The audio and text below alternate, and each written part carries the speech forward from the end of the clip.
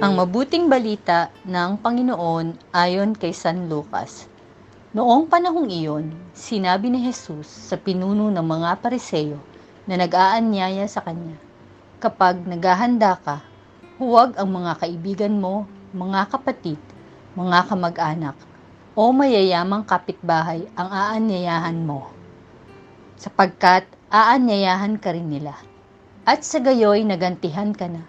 Kaya kung ikaw ay maghahanda ng isang malaking salo-salo, ang mga pulubi, mga pingkaw, mga pilay, at mga bulag ang anyayahan mo.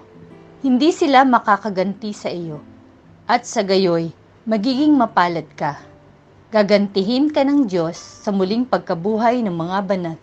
Ang mabuting balita ng Panginoon.